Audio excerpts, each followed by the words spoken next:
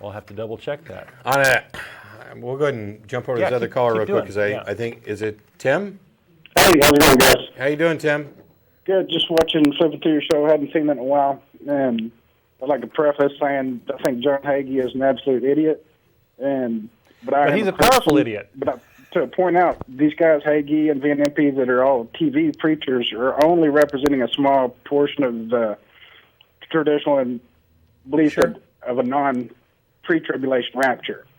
I think those guys that pull a lot of quotes out and try to really make a pre-tribulation rapture are really doing a disservice to everybody because it is ridiculous. I wouldn't say small portion. Looking at the religious demographics, there's a significant portion, but I'll freely admit it doesn't represent everybody. Because all these TV preachers, but no, it's not about TV preachers. It's not about TV preachers. I mean, well, in a way, it kind of is. I apologize for this in advance. The average Christian is you're a moron. And I'll explain this because I don't mean it. But I'll pay you $100 for Trivial Pursuit or Jeopardy, anything you want if you want to call me average. Oh no, I'm not talking about. My IQ would probably crush you like a grape, but if you want to go ahead and do insults, put your money where your mouth is, homie.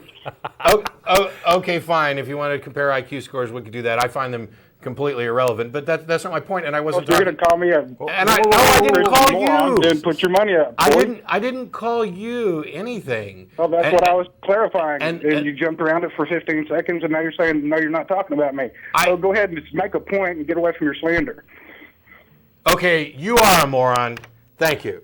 When I said the average Christian is a moron, I was going to clarify this, that it didn't have anything to do with intelligence, or maybe not even necessarily knowledge.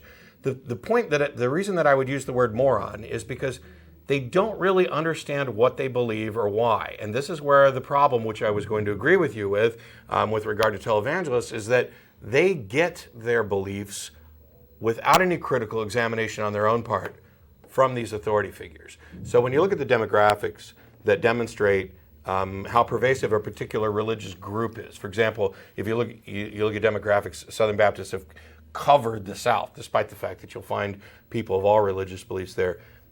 When people profess what their religious belief is, most of them, and I would think that as somebody who is a Christian, you would probably agreed with this if you hadn't, driven me to hang up on you. Most of them are really kind of, they believe and they're going through the motions, but they don't consider what their beliefs are. They're getting fed those beliefs. It's not really any sort of thing that they truly understand. And that's why I would consider them to be morons, because I don't have a lot of respect for people who are sheep, who don't bother to critically examine. If you've thought about your beliefs, if you've come to the conclusion that a God exists, and you whether through divine revelation or whether some argument has convinced you, that's great. And you may be vastly more intelligent than I am.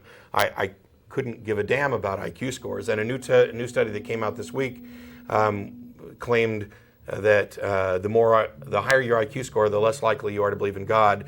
Christians are all upset about it. I'm upset about it. That's a stupid claim. The study's methodology is horribly broken. Intelligence or intelligence quotient has absolutely nothing to do with it.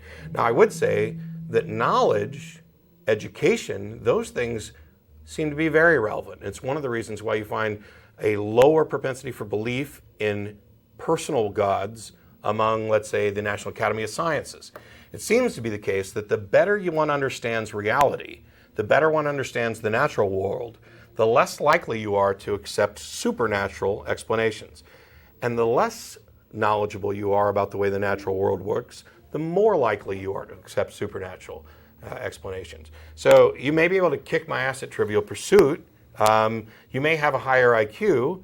I really don't care either way. I don't know that either one's true. It doesn't bother me because people have asked lots and lots of times, what's your IQ or what do you think about? I think IQ tests are biased and somewhat useless.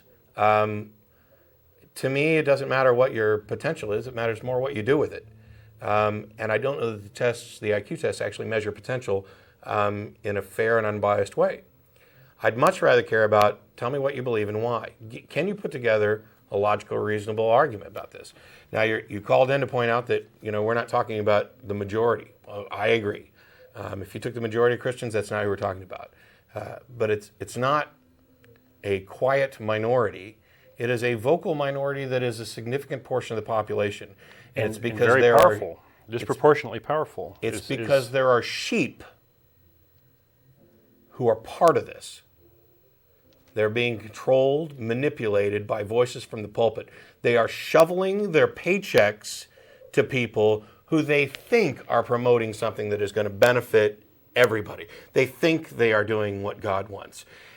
I know that this does not necessarily represent the majority of Christians, but if it doesn't represent you, don't call the atheist program and get pissed off and talk about how much smarter you are. Go to those other churches and explain why they've departed from the doctrine that you consider to be true. I'm not the one who can fix it. We're just talking about the way things are. Right.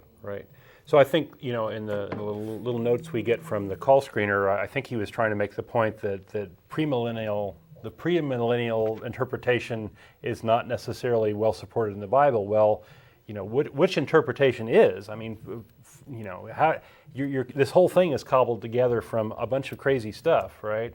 And there's a lot of stuff in the Bible that you can put together in various ways and come up with all sorts of things. It's a Rorschach test for the morally challenged, I've called it. Yeah. You can interpret it any way you want. Gog and Magog can be over in Russia, right, which is how Lindsay thought in his books, or he can be over in the Middle East. 100 years from now, if we're fighting over territory in Alaska and whatever, it's going to be the Eskimos. Gog and Magog are the Eskimos, and it's a bunch of bullshit. It's a bunch of interpretation, a bunch of spin, and it might make sense to you, but it doesn't make sense to someone who hasn't bought into all this crap. Right? Oh, and to be fair, just for clarification, the reason that I went ahead and included you as a moron and hung up on you, and I apologize for speaking directly to you now that I've hung up, but I want this to be clear to everybody else, is because you seem to think it was important that you might be able to beat me at Trivial Pursuit or might have a higher IQ score. And what I consider important is truth. And if you believe in God, then you should be able to present a logically coherent argument along with some empirical evidence to justify that belief. And if you can't and you still believe, then you are a moron. Anyway,